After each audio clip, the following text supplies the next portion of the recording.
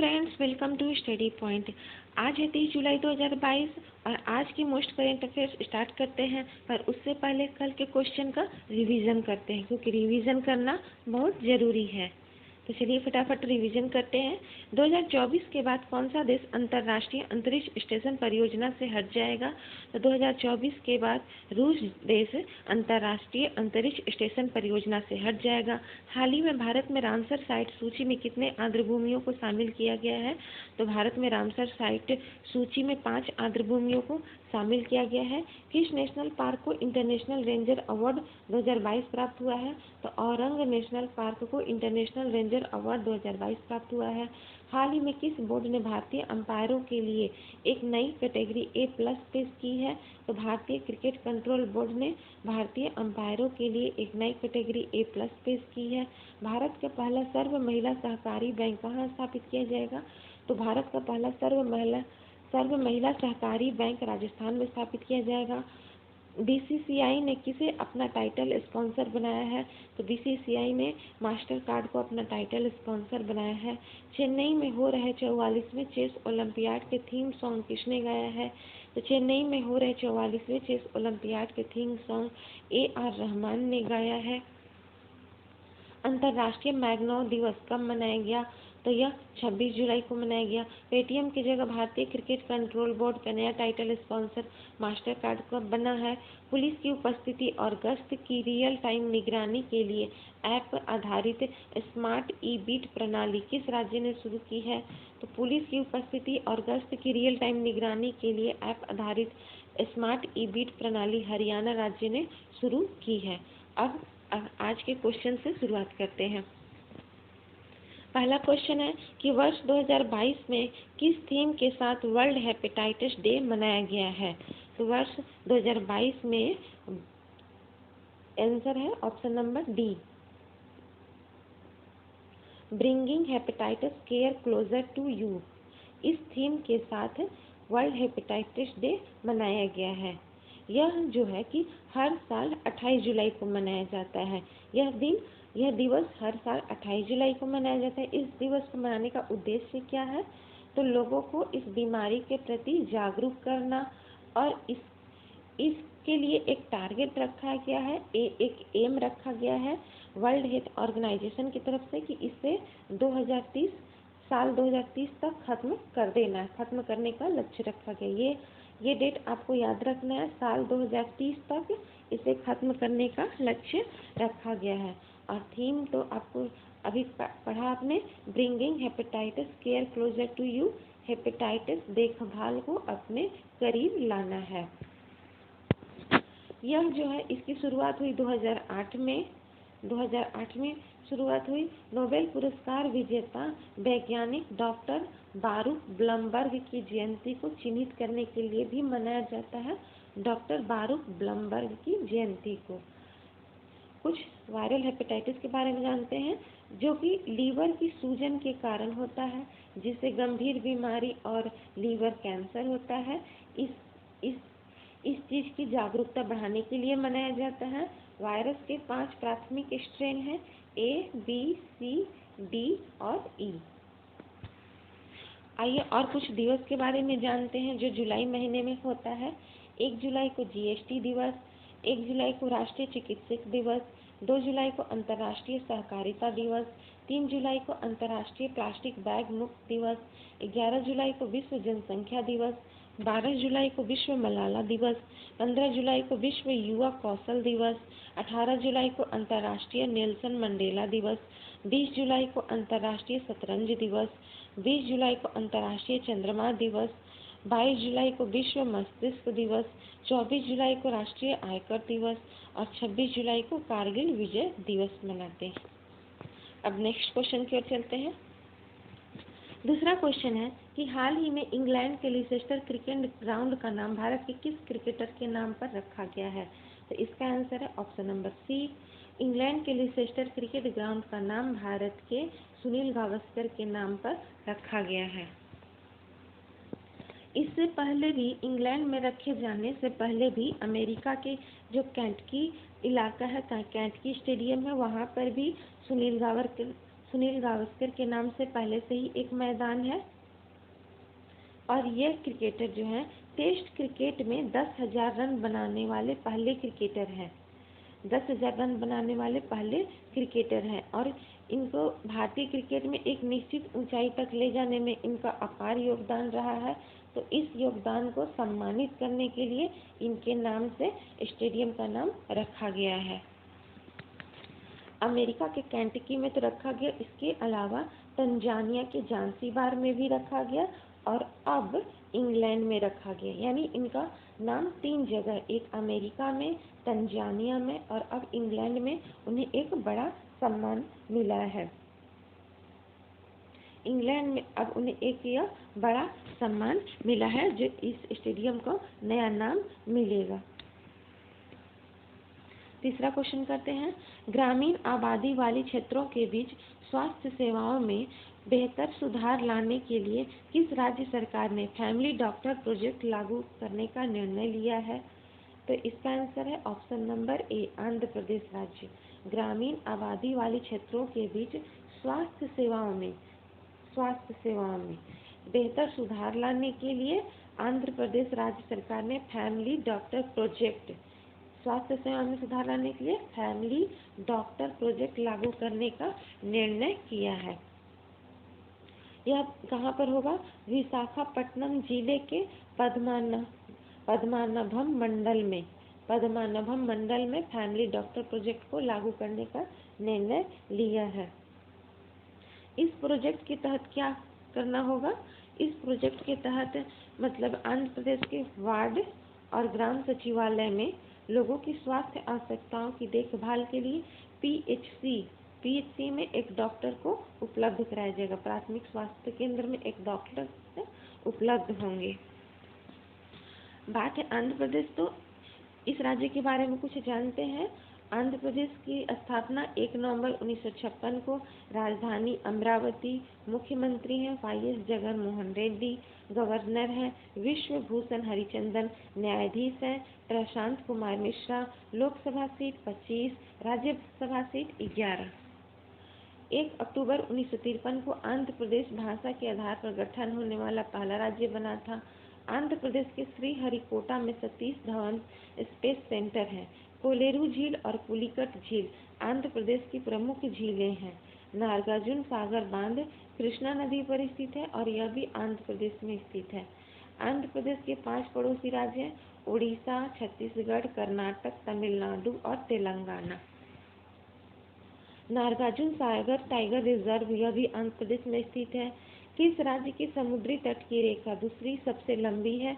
तो पहली है आंध्र प्रदेश की 974 किलोमीटर जो पहले स्थान पर है और दूसरे स्थान पर गुजरात। आंध्र प्रदेश का मंदिर है तिरुपति बालाजी मंदिर और वेंकटेश्वर मंदिर। लोक नृत्य है कुचिपुड़ी, घंटा मर्दाला, भामा कल्पम, धीमसा, कुलट्टम, विलासी नाट्यम। हवाई अड्डे हैं विशाखापट्टनम और अंतर्राष्ट्रीय हवाई अड्डा। चौथा क्वेश्चन करते हैं, कोटक प्राइवेट बैंक हुरून सूची 2021 के अनुसार लगातार दूसरे साल भारत की सबसे अमीर महिला कौन बनी है? तो इसका आंसर है ऑप्शन नंबर ए, रोशनी नादर मल्होत्रा। रोशनी नादर मल्होत्रा जो HCL टेक्नोलॉजी से रिलेटेड है, यह हुरून सूची के अनुसार लगातार दूसरे साल भी भारत की सबसे अमीर महिला बनी है। इनका नेटवर्थ कितना है? इनका नेटवर्थ है यह 84,330 करोड़ 84,330 करोड़ है हुरून सूची के अनुसार। रोशनी नादर मल्होत्रा 84,330 करोड़ रुपए की संपत्ति के साथ भारत की सबसे अमीर महिला है। वहीं पर फाल्गुनी नायर 57,520 करोड़ रुपए की संपत्ति के साथ भारत की सबसे अमीर सेल्फ मेड महिला बन गई हैं। जबकि 33 वर्षीय कनिका टेकरीवाल सबसे कम उम्र की सेल्फ मेड अमीर महिला हैं। कनिका टेकरीवाल 3 लिस्ट में है जो सबसे अमीर महिलाओं की सूची में है। पहला रोशनी नादर मल्होत्रा जो HCL टेक्नोलॉजी से है, दूसरा फाल्गुनी नायरी जो नायका की चेयरपर्सन है और तीसरा किरण मजूमदार जो बायोकॉन से रिलेटेड है। 5वां क्वेश्चन करते हैं, बर्मिंघम कॉमनवेल्थ गेम्स 2022 में भारत के ध्वजवाहक कौन बने हैं? तो इसका आंसर है option number D, PV Sindhu और मनप्रीत सिंह। ये दोनों जो है बर्मिंघम कॉमनवेल्थ गेम्स 2022 में फ्लैग बीयरर बने हैं, भारत के ध्वजवाहक बने हैं। यह कहाँ पर होगा? बर्मिंघम के अलेक्जेंडर स्टेडियम में। बर्मिंघम के अलेक्जेंडर स्टेडियम में यह प्रोग्राम होगा। इंग्लैंड में 3 बार यह गेम खेला जा चुका है। पहले तो 1934 में लंदन में, फिर 2002 में मैनचेस्टर में, और तीसरी बार अब यह इंग्लैंड में, तीसरी बार इंग्लैंड में यह गेम खेला जा रहा है। और इंडिया की बात करें तो इंडिया में 2010 में हुआ था। कॉमनवेल्थ गेम्स के इतिहास में भारत ने बेहतर प्रदर्शन किया। 2010 में दिल्ली में आयोजित हुआ था और 39 गोल्ड मेडल जीते थे। इसका मोटो क्या है? Games for everyone. Games for everyone. Main venue Alexander stadium. और इसमें पार्टिसिपेट कितने देश किए थे? 72 कॉमनवेल्थ नेशंस। यह कब से कब तक चलेगा? 28 जुलाई से 8 अगस्त 2022 तक। 28 जुलाई से 8 अगस्त 2022 तक यह इंग्लैंड के अलेक्जेंडर स्टेडियम में कॉमनवेल्थ गेम्स यह चलेगा। पहला राष्ट्रमंडल खेल कहाँ खेला गया? 1930 में कनाडा के शहर हैमिल्टन में। और कॉमनवेल्थ गेम्स 2026 में कहाँ खेला जाएगा? तो यह ऑस्ट्रेलिया के विक्टोरिया में। क्लियर है? 2026 में ऑस्ट्रेलिया के विक्टोरिया में, और अभी 2022 में कहाँ हुआ है? इंग्लैंड के अलेक्जेंडर स्टेडियम में। क्लियर है? नेक्स्ट क्वेश्चन पे चलते हैं। हाल ही में किस केंद्रीय मंत्री ने बाल रक्षा मोबाइल ऐप लॉन्च किया है? तो इसका आंसर है option number B, Sarbananda Sonowal मंत्री, जो आयुष मंत्री, इन्होंने बाल रक्षा मोबाइल ऐप लॉन्च किया है। इसका उद्देश्य क्या है? उद्देश्य है कि बाल रोग निवारक स्वास्थ्य देखभाल के बारे में जागरूकता फैलाना है। बच्चों के लिए टीकाकरण केंद्र का भी उद्घाटन किया गया है। AIIA का फुल फॉर्म क्या है? All India institute of Ayurveda. Expert insider ranking 2022 में शीर्ष पर कौन सा देश है? तो इसका आंसर है option number D, Mexico. Expert insider ranking 2022 में मैक्सिको जो है शीर्ष देश पर है। शीर्ष पर मैक्सिको है। यह क्यों आयोजित किया जाता है? यह रैंकिंग क्यों आयोजित किया जाता है? तो यह हर साल प्रवासियों के लिए एक समुदाय इंटरनेशनल द्वारा आयोजित किया जाता है। टॉप 3 कौन कौन है? मैक्सिको, इंडोनेशिया और ताइवान। पहले नंबर पर मैक्सिको, सेकेंड नंबर पर इंडोनेशिया और थर्ड नंबर पर ताइवान। और इंडिया जो है वो 36 नंबर पर है और अंतिम स्थान पर है कुवैत। और कुल कितने देशों का रैंकिंग किया गया था? तो 52 देशों का रैंकिंग किया गया था। 8वां क्वेश्चन है, अंतर्राष्ट्रीय क्रिकेट परिषद ICC ने जुलाई 2022 में किन देशों को सदस्यता प्रदान की है? तो अंतर्राष्ट्रीय क्रिकेट परिषद ICC ने उपयुक्त ये सभी देशों को सदस्यता प्रदान की है। उज्बेकिस्तान, कंबोडिया और आइवरी कोस्ट, इन तीनों देशों को सदस्यता प्रदान की है। ये सदस्यता प्रदान करने के साथ कुल देशों की संख्या कितनी हो गई? सदस्य देशों की कुल संख्या 108 हो गई। सदस्य देशों की कुल संख्या 108 हो गई, जिसमें 96 एसोसिएट सदस्य हैं। 96 एसोसिएट सदस्य हैं। ICC की बात है तो ICC के बारे में कुछ जानते हैं। इंटरनेशनल क्रिकेट काउंसिल, विश्व में क्रिकेट मैच ICC रेगुलेट करता है। स्थापना है 15 जून 1909 को। मुख्यालय दुबई में। अध्यक्ष हैं ग्रेग बार्कले, जो न्यूजीलैंड से हैं, और CEO हैं जियोफ एलांडिस। अंतर्राष्ट्रीय क्रिकेट परिषद, इसकी स्थापना 1909 में हुई थी। ऑस्ट्रेलिया, इंग्लैंड और दक्षिण अफ्रीका के प्रतिनिधियों के द्वारा इंपीरियल क्रिकेट सम्मेलन के रूप में की गई थी। पहले इसका नाम क्या था? इंपीरियल क्रिकेट सम्मेलन। इंपीरियल क्रिकेट सम्मेलन इसका नाम था, लेकिन सन 1965 में ये डेट आपको याद रखना है, सन 1965 में इसका नाम बदलकर अंतर्राष्ट्रीय क्रिकेट सम्मेलन कर दिया गया। और प्रारंभ में केवल राष्ट्रमंडल के सदस्य शामिल हो सकते थे। प्रारंभ में जब स्टार्टिंग हुई उस समय केवल राष्ट्रमंडल के सदस्य शामिल हो सकते थे। इसके बाद भारत, न्यूजीलैंड और वेस्ट इंडीज सन 1926 में शामिल हुए और पाकिस्तान सन 1953 में शामिल हुआ। क्लियर है? अगला क्वेश्चन है कि हाल ही में किस बैंक ने दावा न की गई जमा राशि के लिए जागरूकता अभियान शुरू किया है दावा न की गई जमा राशि के लिए। इसका आंसर है option number A, RBI bank ने दावा न की गई जमा राशि के लिए एक जागरूकता अभियान शुरू किया है। बैंकों में दावा न की गई जमा राशि के लिए ये FY22 में बढ़कर 48,262 करोड़ रुपए हो गई है। यह 8 राज्यों पर शुरू किया गया। 8 राज्यों में यह शुरू किया गया है ये अभियान। और ऐसे बचत चालू खाते जिन्हें 10 वर्षों से संचालित नहीं किया गया है, मतलब ऐसा जो अकाउंट है जो 10 वर्षों से संचालित नहीं किया गया है, एक्टिवेट नहीं है, या परिपक्वता की तारीख से 10 वर्षों के भीतर सावधि जमा का दावा नहीं किया गया है, उन्हें दावा न की गई जमा राशि कहा जाता है। मतलब एक टाइम पीरियड है कि 10 वर्षों तक जो भी खाते में उस पर दावा नहीं किया किसी व्यक्ति ने, या उसमें मतलब आप एक्टिव नहीं है उस खाते को लेकर के, तो उसको बैंक ने क्या कर दिया? दावा न की गई जमा राशि में डाल दिया। तो यह अभियान आरबीआई बैंक ने स्टार्ट किया है। 10वां क्वेश्चन है, हाल ही में 27 जुलाई को सीआरपीएफ ने अपना कौन सा स्थापना दिवस मनाया है? तो हाल ही में 27 जुलाई को सीआरपीएफ ने अपना 84th स्थापना दिवस मनाया है।